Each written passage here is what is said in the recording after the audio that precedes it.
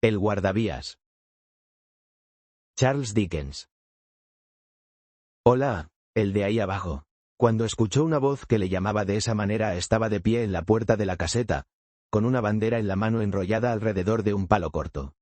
Teniendo en cuenta la naturaleza del terreno, cualquiera hubiera pensado que no podía dudar con respecto al lugar del que procedía la voz, pero en lugar de mirar hacia arriba, donde estaba yo, de pie sobre un empinado desmonte situado justo encima de su cabeza, se dio la vuelta y miró hacia la vía. Había algo especial en la forma en que lo hizo, aunque yo no pudiera captar de qué se trataba exactamente. Lo que sí sé es que fue lo bastante notable como para llamar mi atención, a pesar de que su figura, situada abajo, en la profunda zanja, se encontraba un tanto lejana y ensombrecida, y yo me hallaba muy por encima de él, tan de cara al resplandor de un furioso ocaso que tuve que protegerse los ojos con la mano antes de poder verlo. «Hola, ahí abajo». Él seguía mirando la vía, pero volvió a darse la vuelta y, al levantar la vista, me vio allí arriba. «¿Hay algún camino por el que pueda bajar para hablar con usted?» Miró hacia arriba sin responder y yo le contemplé sin querer presionar repitiendo mi tonta pregunta. En ese preciso momento se produjo una vaga vibración en la tierra y el aire, que se convirtió rápidamente en una pulsación violenta y en una embestida que me obligó a retroceder para no caer abajo. Cuando se deshizo el vapor que se había elevado hasta mi altura desde el tren que pasó velozmente, y empezó a desvanecerse en el paisaje, volví a mirar hacia abajo y pude verle enrollar en el palo la bandera que había extendido durante el paso del tren. Repetí la pregunta. Tras una pausa durante la cual pareció contemplarme con gran atención, señaló con la bandera enrollada hacia un punto situado a mi nivel, a unos 200 o 300 metros de distancia. «¿Entendido?», le grité dirigiéndome hacia ese lugar. Allí, a fuerza de examinar cuidadosamente la zona, encontré un tosco camino que descendía en zigzag, en el que habían excavado una especie de escalones, y bajé por él. La zanja era extremadamente profunda e inusualmente inclinada. Había sido excavada en una piedra viscosa que se iba volviendo más rezumante y húmeda conforme bajaba. Por ese motivo el camino se me hizo lo bastante largo para recordar la sensación singular de desgana y obligación con la que me había indicado dónde estaba. Cuando bajé por el camino en zigzag lo suficiente, vi que estaba de pie entre los raíles por los que acababa de pasar el tren, en actitud de estar aguardando mi aparición. Con la mano izquierda se tocaba la barbilla y descansaba el codo de ese brazo sobre su mano derecha, cruzada junto al pecho. Su actitud me pareció tan expectante y vigilante que me detuve un momento, extrañado. Reanudé mi avance, llegué a la altura de la vía y al acercarme más a él vi que era un hombre de tez pálida y pelo oscuro, de barba negra y cejas bastante pobladas. Su puesto se encontraba en el lugar más solitario y triste que yo hubiera contemplado nunca. A ambos lados, un muro hecho de piedra mellada que goteaba humedad, impedía toda vista salvo la de una franja de cielo. Por un lado, la perspectiva solo era una prolongación curva de aquel calabozo enorme. La perspectiva por la otra dirección, más corta, terminaba en una sombría luz rojiza y en la entrada, todavía más sombría, de un túnel negro, cuya arquitectura maciza creaba una atmósfera bárbara, deprimente y repulsiva. Era tan escasa la luz del sol que llegaba hasta allí que producía un olor terroso y letal, y tanto el frío viento que corría por la zanja que llegué a estremecerme, como si hubiera abandonado el mundo natural. Me acerqué hasta él lo suficiente para tocarle antes de que se moviera. Ni siquiera entonces apartó su vista de la mía, pero dio un paso atrás y levantó una mano. Le dije que ocupaba un puesto bastante solitario, y que había llamado mi atención cuando le vi desde allá arriba. Añadí que suponía que le resultaría raro tener visitantes, pero esperaba no obstante ser bienvenido. Que en mí debía ver simplemente a un hombre que habiendo estado toda su vida encerrado en unos límites estrechos, y sintiéndose libre por fin, se le había despertado recientemente el interés por las grandes obras.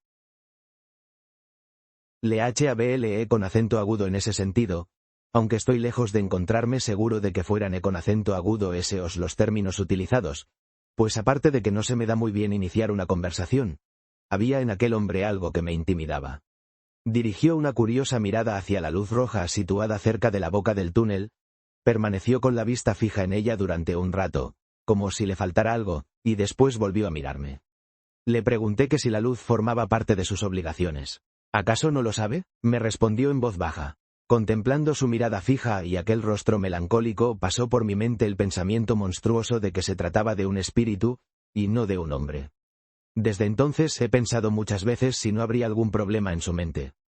En ese momento fui yo el que retrocedió, pero al hacerlo detecté en su mirada un miedo latente hacia mí y con él desapareció mi pensamiento monstruoso. Me está mirando como si me tuviera miedo, le dije, obligándome a sonreír. Estaba pensando si lo había visto antes, replicó él. ¿Dónde? Señaló hacia la luz roja que había estado mirando. ¿Allí? Volví a preguntar yo. Respondió afirmativamente, aunque sin emitir sonido alguno, mientras me miraba con intensidad. Mi buen amigo, ¿qué podía hacer yo allí? No obstante, puedo jurarle en cualquier caso que nunca he estado en ese lugar. Así lo creo, replicó él. Sí, estoy seguro. Su actitud se volvió entonces más tranquila, lo mismo que la mía. Contestó a mis observaciones con prontitud y con palabras bien elegidas. ¿Tenía mucho trabajo allí? Sí. Bueno, era una forma de decirlo, tenía desde luego una gran responsabilidad, pero lo que se requería de él era exactitud y vigilancia, mientras que trabajo de verdad, es decir, trabajo manual, apenas existía. Lo único que tenía que hacer era cambiar la señal, arreglar las luces y girar la manivela de hierro de vez en cuando. Con respecto a las largas y solitarias horas que tan pesadas me parecían a mí, solo podía decirme que se había adaptado a la rutina de esa vida y se había acostumbrado a ella. Allí abajo había aprendido una lengua, aunque solo a leerla, haciéndose alguna idea aproximada de su pronunciación, si es que a eso podía llamarse aprender lenguas. Había trabajado también en fracciones y decimales y probado un poco con el álgebra, pero era, igual que había sido de niño, bastante torpe para las cifras. Cuando estaba de servicio era necesario que permaneciera siempre en aquel canal de aire húmedo y no podía subir nunca hasta donde lucía el sol, por encima de aquellos elevados muros de piedra. Bueno, eso dependía de los momentos y las circunstancias. En ciertas ocasiones había menos movimiento en la vía que en otras, y lo mismo podía decirse de ciertas horas del día y de la noche. Cuando el tiempo era bueno, elegía esos momentos para elevarse un poco por encima de las sombras inferiores, pero como en cualquier momento podían llamarle con la campana eléctrica, y en esas ocasiones prestaba atención para escucharla con renovada ansiedad, el alivio que obtenía era menor del que yo podía suponer. Me condujo hasta su caseta, donde había una chimenea, una mesa para un libro oficial en el que tenía que anotar determinadas entradas, un instrumento telegráfico con su dial, cristal y agujas, y la pequeña campana de la que había hablado. Al confiarle yo, rogándole que me excusara el comentario, que me había parecido muy bien educado, y quizás, y esperaba decirlo sin ofenderle, educado por encima de su posición, observó que no era raro encontrar ejemplos de ligeras incongruencias en ese aspecto dentro de los grandes grupos humanos, que había oído que así sucedía en los talleres, en las fuerzas de policía, e incluso en el último recurso de los desesperados, el ejército, y que sabía que también sucedía así, en mayor o menor medida, en cualquier importante estación de ferrocarril. De joven había sido estudiante de filosofía natural y había asistido a conferencias, si podía yo creerle al verlo sentado en aquella cabaña, pues él apenas podía, pero se había desencadenado, había utilizado mal sus oportunidades, y había caído para no volverse a levantar de nuevo. No tenía queja alguna al respecto. Él mismo había hecho la cama sobre la que se había acostado, y era ya demasiado tarde para hacer otra. Todo lo que acabo de condensar lo explicó de una manera tranquila, repartiendo por igual entre el fuego y mi persona unas miradas oscuras y graves. De vez en cuando dejaba caer la palabra, señor, y especialmente cuando se refería a su juventud, como si me pidiera que entendiera que él no reivindicaba ser otra cosa que el hombre al que encontré en aquella cabaña. En varias ocasiones le interrumpió la campanilla y tuvo que leer mensajes y enviar respuestas. En una ocasión tuvo que salir para mostrar una bandera a un tren que pasaba y comunicar algo verbalmente al maquinista. Observé que en el cumplimiento de sus deberes era especialmente exacto y vigilante, interrumpiendo su discurso en una sílaba si era preciso y manteniendo silencio hasta que hubiera cumplido su deber. En resumen, habría considerado que era el hombre que con mayor seguridad podía ejercitar ese cargo de no ser por la circunstancia de que en 2 ocasiones, mientras me estaba hablando, perdió el color, volvió el rostro hacia la campanilla cuando ésta no había sonado, abrió la puerta de la cabaña, que estaba cerrada para que no penetrara la insalubre humedad, y miró hacia la luz roja cercana a la boca del túnel. En ambas ocasiones regresó con la actitud inexplicable que ya había observado yo, sin ser capaz de definirla, cuando nos vimos por primera vez desde lejos. Casi me hace pensar que he encontrado a un hombre feliz. Le dije cuando me levantaba para despedirme. Me temo que he de reconocer que se lo dije para impulsarlo a que siguiera hablando. Creo que solía serlo, replicó con la voz baja con la que me habló por primera vez. Pero me siento atribulado, señor, me siento atribulado. Habría borrado esas palabras de haber podido hacerlo. Pero ya estaban dichas y me refería a ellas inmediatamente. ¿Por qué? ¿Cuál es su problema? Es muy difícil de explicar, señor. Es verdaderamente difícil hablar de ello. Pero si vuelve a visitarme, intentaré contárselo. Me comprometo expresamente a visitarlo de nuevo. ¿Cuándo podré hacerlo? Salgo de servicio por la mañana y volveré a entrar mañana por la noche a las 10, señor. Vendré entonces a las 11. Me dio las gracias y salió de la cabaña conmigo. Le iluminaré con mi linterna, señor, hasta que haya encontrado el camino de ascenso, me dijo con su peculiar voz baja. Pero cuando lo haya encontrado, no grite para decírmelo. Y cuando esté ya arriba, no me llame. Aquella actitud me pareció bastante fría, pero me limité a responderle un, de acuerdo. Y cuando venga mañana por la noche, no me llame. Permítame una pregunta antes de partir. ¿Por qué esta noche gritó, hola, ahí abajo? ¿Quién sabe?, respondí yo. Debí gritar algo parecido. No algo parecido, señor. Exactamente esas mismas palabras. Las conozco muy bien. Admito que fueran esas mismas palabras. Sin duda las dije porque le vi a usted aquí abajo. ¿Por ningún otro motivo? ¿Qué otra razón podría haber tenido? ¿No tuvo la sensación de que le eran transmitidas de una manera sobrenatural? En absoluto. Me deseó buenas noches y mantuvo en alto su linterna. Caminé junto a la vía del ferrocarril, con la sensación muy desagradable de que venía un tren a mis espaldas, hasta que encontré el camino. La subida fue más fácil que la bajada, y llegué a mi posada sin mayores aventuras.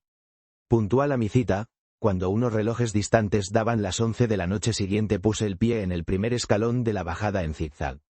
Él me aguardaba abajo con la linterna blanca encendida. No he llamado, le dije en cuanto estuvimos juntos.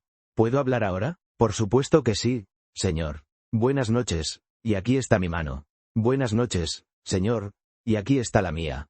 Tras esa introducción caminamos uno junto a otro hasta su caseta, entramos, cerramos la puerta y nos sentamos junto al fuego. Señor, he decidido que no tenga que preguntar 2 veces qué es lo que me preocupa. Dijo nada más sentarse, inclinándose hacia adelante y hablándome en un tono que apenas era más elevado que un susurro. Ayer por la noche le confundí con otro. Eso es lo que me conturba. ¿Ese error? No, ese otro. ¿De quién se trata? No lo sé. ¿Se parece a mí? Tampoco sé eso. Nunca le vi el rostro. Se cubre la cara con el brazo izquierdo y mueve el derecho. Lo agita violentamente, así. Seguí sus movimientos con atención y me pareció la gesticulación de un brazo con el máximo de pasión y vehemencia, queriendo expresar este significado. En nombre de Dios, despeje el camino. Una noche estaba sentado aquí, bajo la luz. ¿Se metió en el túnel? Pregunté. No, fui yo el que entró corriendo en el túnel, hasta casi 500 metros. Me detuve, levanté la lámpara por encima de la cabeza, pero solo vi las cifras que indican la distancia y las manchas de humedad que se deslizaban por las. En cuanto a lo del grito imaginario, seguí diciéndole: escuche por un momento el viento en este valle artificial mientras hablamos en voz tan baja, y el sonido que provocan los cables del telégrafo. Me contestó que todo aquello estaba muy bien, después de que hubiéramos estado sentados un tiempo en silencio y escuchando, pero que él debía saber algo sobre el viento y los cables, pues con frecuencia había pasado allí largas noches de invierno a solas y vigilante. Añadió que me rogaba que tuviera en cuenta que no había terminado su historia. Le pedí excusas y lentamente, tocándome el brazo, añadió estas palabras: 6 horas después de la aparición sucedió el conocido accidente de esta vía, y 10 horas más tarde sacaban los muertos y los heridos a través del túnel por el lugar en donde había estado la figura. Me recorrió un desagradable estremecimiento, pero hice los mayores esfuerzos para sobreponerse. Repliqué que no podía negar que se trataba de una coincidencia notable, bien calculada para impresionarme, pero era incuestionable que continuamente se producen notables coincidencias y que deben tenerse en cuenta al tratar temas semejantes. Aunque debía admitir a buen seguro, añadí, pues creí ver que iba a oponerme esa objeción, que los hombres con sentido común no tienen en cuenta esas coincidencias al analizar de manera ordinaria la vida. De nuevo me hizo cortésmente la observación de que no había terminado. Por segunda vez le supliqué que me perdonara por la interrupción. Esto sucedió hace exactamente 1 año, dijo poniendo de nuevo la mano en mi brazo, y mirando por encima de su hombro con ojos huecos. Pasaron 6 o 7 meses, y ya me había recuperado de la sorpresa y el shock cuando una mañana, al despuntar el día, me encontraba de pie en la puerta mirando hacia la luz roja y vi de nuevo al espectro. Se detuvo ahí y permaneció mirándome fijamente. ¿Gritó algo? No. Guardaba silencio. ¿Movía el brazo? No. Estaba apoyado sobre el haz de luz, con las 2 manos ante el rostro, puestas así. Seguí sus movimientos con la mirada y vi una acción de dolor. Ya había visto esa actitud en las esculturas que hay sobre las tumbas. ¿Subió hasta allí? Entré y me senté, en parte para pensar en ello, pero también en parte porque me sentía débil. Cuando volví a salir, la luz del día lo iluminaba todo y el fantasma había desaparecido. ¿Y no pasó nada? ¿La aparición no tuvo consecuencias? Me tocó el brazo con el dedo índice 2 o 3 veces asintiendo fúnebremente cada vez. Aquel mismo día, cuando un tren salía del túnel me di cuenta al mirar hacia una ventanilla que en el interior había una confusión de manos y cabezas, y que algo se movía. Lo vi durante el tiempo necesario para pedir al maquinista que se detuviera. Puso el freno, pero el tren se deslizó hasta unos 150 metros de aquí, o más. Corrí hasta allí y al llegar escuché terribles gritos y lamentos. Una mujer joven y hermosa había muerto instantáneamente en uno de los compartimentos y la trajeron hasta aquí, colocándola en este suelo que hay ahora entre nosotros.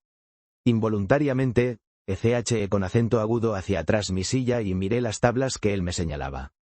Así fue, señor, ciertamente, sucedió exactamente tal como se lo cuento. No se me ocurría nada que decir, en ningún sentido, y tenía la boca muy seca. El viento y los cables siguieron la historia con un gemido prolongado. Y ahora, señor, siguió diciéndome, medite en ello y juzgue hasta qué punto está conturbada mi mente. El espectro regresó hace una semana. Desde entonces ha aparecido allí, una y otra vez, sin seguir pauta alguna. ¿Junto a la luz? Junto a la luz de peligro.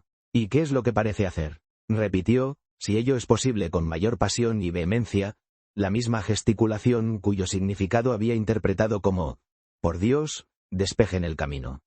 Y luego siguió hablando. Por eso no tengo ni paz ni descanso.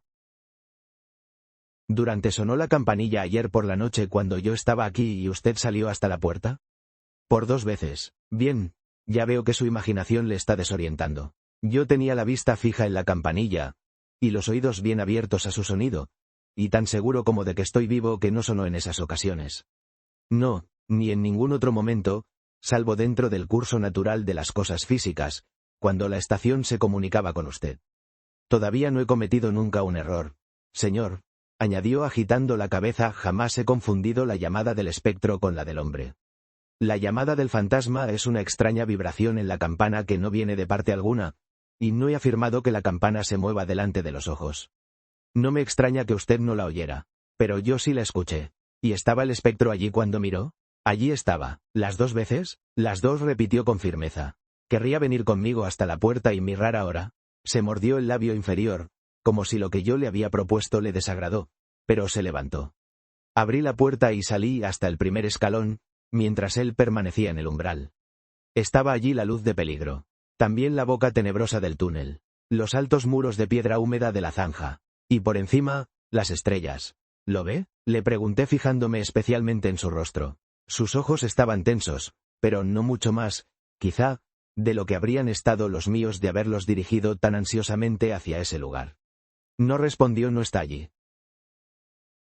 Estamos de acuerdo, repliqué yo. Volvimos a entrar, cerré la puerta y ocupamos nuestros asientos. Me concentré en encontrar el mejor modo de aprovechar aquella ventaja, si así podía llamársele, cuando él reanudó la conversación de una manera casual, como suponiendo que no podía existir entre nosotros ninguna cuestión seria, hasta el punto de que me sentí en la posición más débil. Ahora ya habrá entendido plenamente, señor, que lo que me turba de un modo tan terrible es la cuestión de cuál es el significado del espectro. Le contesté que no estaba seguro de entenderle plenamente. ¿Contra qué advierte?, dijo él pensativamente, con la mirada puesta en el fuego, y mirándome solo de vez en cuando. ¿Cuál es el peligro? ¿Dónde está? Sé que hay peligro en algún lugar de la vía. Que va a suceder alguna calamidad terrible. No puedo dudar de ello en esta tercera ocasión, después de lo que ha sucedido con anterioridad. Pero seguramente se trata de algún cruel aviso dirigido a mí. ¿Qué puedo hacer? Sacó su pañuelo de bolsillo y se limpió las gotas de sudor que cubrían su frente. Si telegrafío diciendo que hay peligro en alguna de las direcciones, o en ambas, no puedo explicar el motivo, siguió diciendo al tiempo que se secaba las palmas de las manos. Tendría problemas y no serviría de nada. Las cosas sucederían así. Mensaje: peligro. Tengan cuidado. Respuesta: ¿qué peligro? ¿Dónde? Mensaje: no lo sé, pero por el amor de Dios, tengan cuidado. Me despedirían. ¿Qué otra cosa podrían hacer? Sentí una enorme piedad ante su dolor. Era la tortura mental de un hombre consciente oprimido más allá de lo que era capaz de soportar por una responsabilidad ininteligible que significaba riesgo para alguna vida. Cuando apareció por primera vez bajo la luz de peligro, siguió diciendo al tiempo que se echaba hacia atrás los cabellos oscuros y se frotaba las sienes con las manos, con la agitación del dolor enfebrecido: ¿por qué no me dijo dónde iba a producirse ese accidente? Si iba a producirse. ¿Por qué no me dijo cómo podía evitarse? Si es que podía evitarse.